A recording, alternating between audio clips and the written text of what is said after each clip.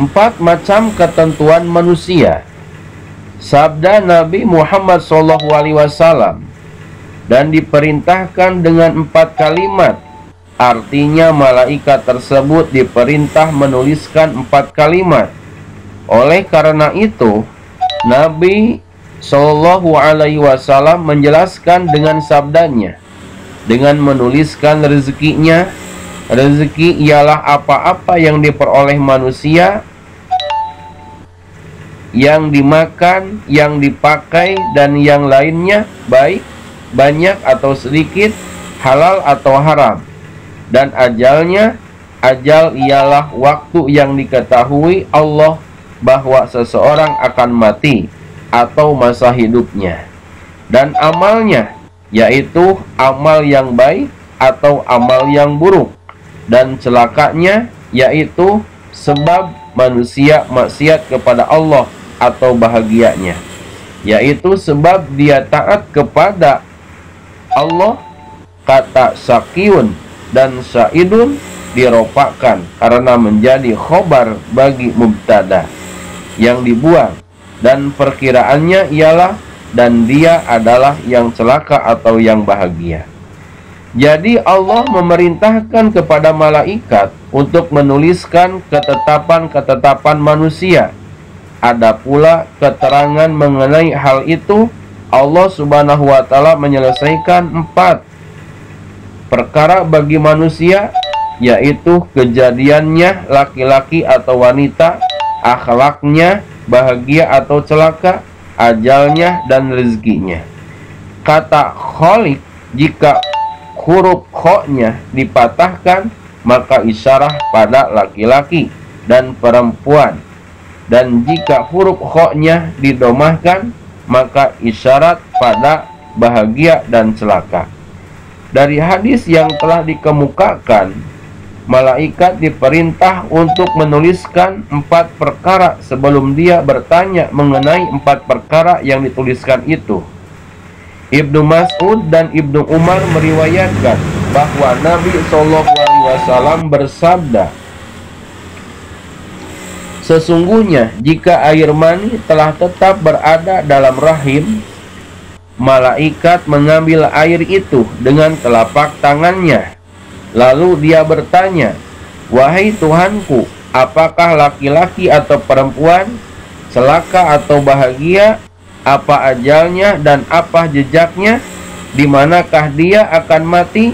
Maka Allah berkata kepadanya, berangkatlah kamu kepada Ummul Kitab, kamu akan menemukan kisah nutfah air mani ini. Lalu malaikat itu berangkat dan menemukan kisah nutfah tersebut dalam Ummul Kitab.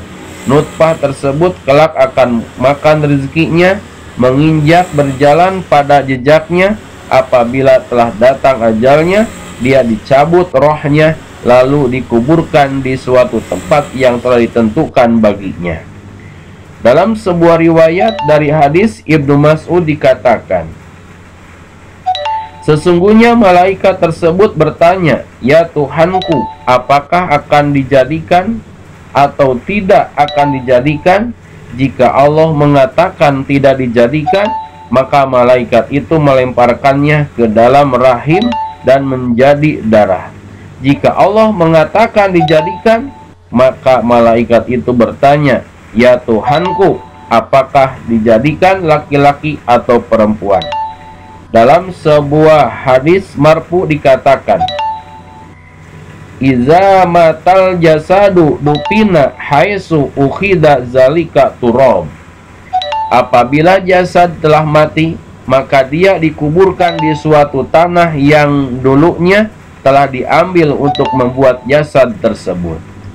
Nabi SAW bersabda, idza qadallahu li 'abdin ayyamutta bi ardin ja'ala lahu ilaiha hajatan au qala biha hajatun. Apabila Allah telah menetapkan bagi seorang hamba mati di suatu tempat, Allah menjadikan baginya suatu keperluan yang berada di tempat tersebut. Seorang penyair mengatakan sebagai berikut, "Iza ma hamamul mar'i kana bibaldatin da'athu ilaiha hajatun fayatiru." Apabila maut seseorang berada di suatu tempat, maka ada suatu keperluan mengajak dia untuk sampai ke sana, dan berangkatlah dia ke sana. Tirmizi, Hakim telah meriwayatkan dalam kitab Nawadirul Usul dari Abu Hurairah radhiyallahu anhu, Rasulullah Shallallahu alaihi wasallam telah keluar denganku. Beliau Shallallahu alaihi wasallam mengelilingi daerah, lalu terlihat olehnya beberapa daerah. Tiba-tiba ada sebuah kuburan yang sedang digali. Beliau Nabi Muhammad SAW mendatanginya dan berdiri di dekatnya. Lalu beliau SAW bertanya, "Kuburan ini untuk siapa?" Dijawab oleh seseorang, "Untuk seseorang dari Habsyah." Rasulullah SAW mengucapkan, "La ilaha illallah." Dia telah digiring dari tanahnya dan langitnya hingga dia dikubur di tanah yang dulunya diambil untuk membuat jasad dia.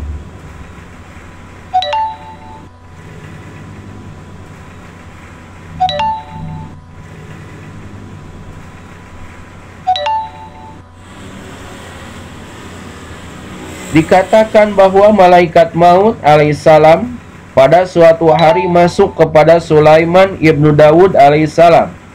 Dia menatap lama dan tajam kepada salah seorang sahabat Nabi Sulaiman alaihissalam.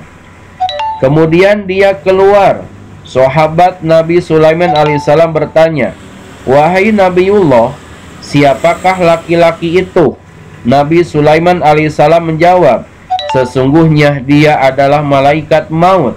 Dia berkata, "Wahai Nabiullah, aku melihat dia memandang lama kepadaku dan aku takut dia hendak mencabut rohku.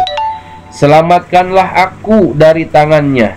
Dia berkata, "Bagaimana caranya aku menyelamatkan kamu darinya?" Dia berkata, "Saya mohon Tuhan memerintahkan angin agar membawaku ke negeri India. Mudah-mudahan dia kehilangan jejak dan tidak menemukanku." Maka Nabi Sulaiman alaihissalam memerintahkan angin supaya membawa sahabatnya pada saat itu juga ke negeri India. Lalu angin itu membawanya pada saat itu juga. Ternyata setelah orang itu sampai di India, malaikat mencabut rohnya dan malaikat maut itu kembali lagi kepada Nabi Sulaiman alaihissalam. Nabi Sulaiman bertanya kepadanya, "Apa sebabnya kamu memandang lama kepada laki-laki itu?" Malaikat maut itu berkata, "Aku merasa heran karena sesungguhnya aku diperintahkan untuk mencabut rohnya di negeri India, sedangkan dia sangat jauh dari India untuk bisa sampai tepat pada waktu dicabut rohnya. Ternyata dia dibawa oleh angin hingga dapat sampai di sana tepat dengan habis ajalnya, sebagaimana yang telah ditentukan oleh Allah Subhanahu wa Ta'ala. Maka aku mencabut rohnya di sana." Dalam kitab Taurat dituliskan, "Wahai anak Adam, aku telah menjadikan kamu berada di dalam perut ibumu, dan aku menutupi mukamu dengan suatu penutup supaya kamu tidak terkejut oleh rahim. Aku telah menjadikan mukamu menghadap ke punggung ibumu supaya kamu tidak disakiti oleh bau makanan ibumu. Dan aku telah menjadikan bagimu tempat menekan di sebelah kananmu dan tempat menekan di sebelah kirimu. Adapun tempat menekan di sebelah kanan adalah hati, dan tempat menekan di sebelah kiri adalah limpa. Aku juga telah mengajarkan kepadamu berdiri dan duduk di dalam perut ibumu. Apakah ada seseorang lainku yang mampu melakukan itu? Ketika telah sempurna waktu kandunganmu, aku memberitahukan kepada malaikat yang ditugaskan memelihara rahim, supaya dia mengeluarkan kamu. Malaikat mengeluarkan kamu melalui bulu sayapnya. Tiada bagimu gigi yang bisa memutuskan, tiada bagimu tangan yang bisa menangkap, dan tiada bagimu telapak kaki yang bisa berjalan. Aku mengeluarkan bagimu dua urat yang lembut yang berada dalam dada ibumu, yang mengalirkan air susu yang murni dan hangat pada musim dingin, dan segar di musim kemarau atau musim panas. Aku menanamkan rasa kasih sayang di hati kedua orang tuamu, maka mereka berdua tidak kenyang hingga kamu merasa kenyang dulu, dan tidak tidur hingga kamu tidur dulu. Tatkala telah menjadi kuat punggungmu dan kuat tenagamu, mengapa kamu berani melawanku dengan cara melakukan maksiat dan bergantung kepada makhluk-makhluk lain dan tidak bergantung kepadaku? Aku menutupi kejelekan-kejelekan kamu dari orang yang melihatmu, namun kamu berani melawanku dengan berbuat maksiat pada saat kamu sendiri. Mengapa kamu tidak malu kepadaku? Sekalipun demikian, apabila kamu berdoa kepadaku, aku mengabulkan doamu. Apabila kamu memohon kepadaku, aku memberikan kepadamu. Dan apabila kamu bertobat kepadaku, maka aku menerima tobatmu.